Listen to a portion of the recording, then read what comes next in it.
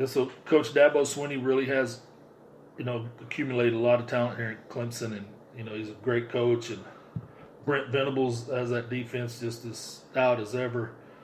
Next game, Michael, let's go to the SEC and talk about LSU versus Mississippi State. Well, LSU, coming off their big emotional win over Florida at home. Now they're on the road going to Starkville to play Mississippi State. 3-3 Mississippi State at that. And I don't know how much of a game this one's going to be. Do you, Michael? I mean, since LSU's got Joe Burrow at quarterback, they've just become a totally different animal. Yeah, an offense like that, golly.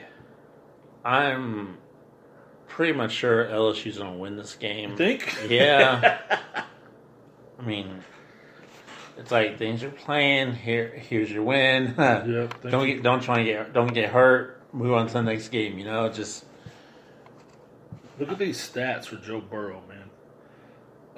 2,157 yards, 25 touchdowns, 3 picks. Then Schrader for Mississippi State, 590 yards, 3 touchdowns, 2 picks. Rusher, Edwards-Helaire for LSU, 494 yards, 7 touchdowns. Hill for Mississippi State's got 600 yards and 5 TDs.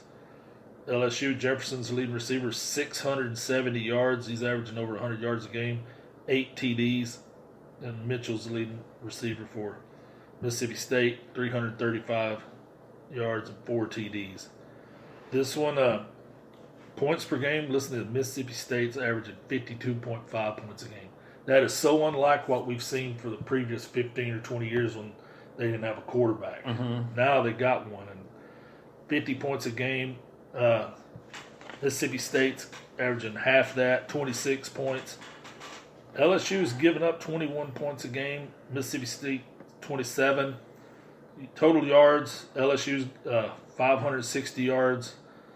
Mississippi State's only 376. Listen to this. Yards passing, LSU 395 yards passing. Dude, they're lighted up.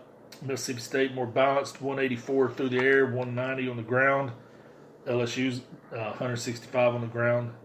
Defense, typical stingy LSU defense, only giving up 316 yards.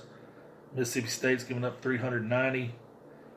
Looking at LSU, one of these things about these great teams we've all been looking at, Mike, you just can't run on them. Mm-hmm.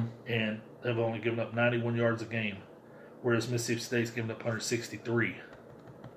So, LSU they haven't had a close game this year.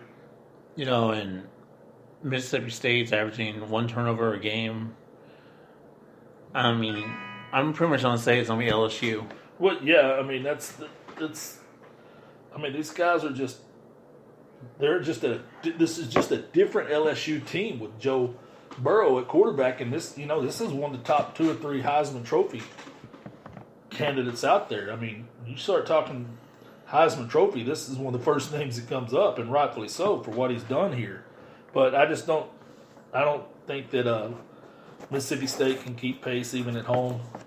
No. Next game, let's talk about number 1 team in the nation. Let's talk about Alabama at Tennessee. And our final game, Tennessee traveling to Tuscaloosa, play Alabama, number 1 team in the country. Alabama's favored by 34. Tennessee just is 2-4. They're just a bad team. A lot of talk about getting rid of the coaches earlier in the season. Alabama, of course, undefeated, 6-0, just coming off their thrilling win at Kyle Field down at Texas A&M. This one, I don't know how it's going to be close. Do you? No, and here's the thing. This is Alabama's 4th home game. 4 out of 6, or 4 out of 7, okay. You've only had 2 road games the whole year. The whole year so far. And then next week, you're at, home again with Arkansas, home again with LSU, and then you finish the year on the road. Talk about home field advantage to get the number 1 ranked team. Wow. I look at that and I'm thinking, what I mean, and Alabama was, like you said, Alabama was favored by 34.5 points. I mean, if I'm Tennessee, you're averaging 23 points a game. Alabama 51. Yep. Passing yards per game, 207 for Tennessee, 366.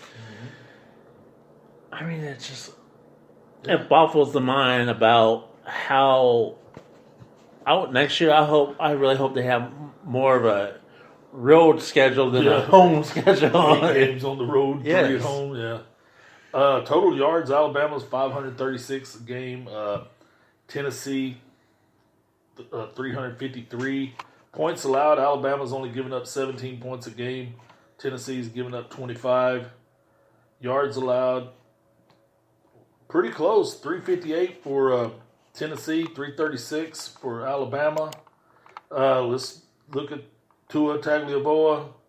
He's already got 2,000 yards passing, 27 touchdowns, 1 interception all year. That's probably going to be your number one. Him and Joe Burrow right now, the top 2 Heisman Trophy candidates. Harris is their lead rusher, 74 carries, 451 yards, 1 TD. Receiving, Smith is the lead receiver for Alabama, 38 catches, 636 yards, averaging over 100 yards a game. Receiving, 9 touchdowns. Receiver for Tennessee, Jennings, 412 yards, 5 TDs. Chandler's their leading rusher, 383 for Tennessee, 2 touchdowns. And Guantanamo has got 856 yards, 8 touchdowns, 4 picks. So this one, Alabama's they're just going to steamroll these guys. Tennessee is not going on the road and beating Alabama. No. That's just not going to happen. And man, this isn't Tennessee used to think about, big physical team with NFL wide receivers all over the place. You just don't see that anymore. And this one's not going to be pretty. Look for Alabama to cover pretty easy on this one. And like I said, they got the leading Heisman Trophy candidate right now.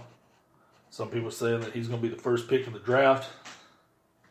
We'll see about that. But that's the biggest games we could find this week, folks, here at Week 8. Maybe there was some more I think next week, actually, there should be some more competitive. I know that they have that Wisconsin game next week. That should be a really good. Wisconsin and Ohio State. Yeah, so that would be a good marquee game to talk about next week. Well, we'll be back here on Tuesday to talk about What happened this weekend.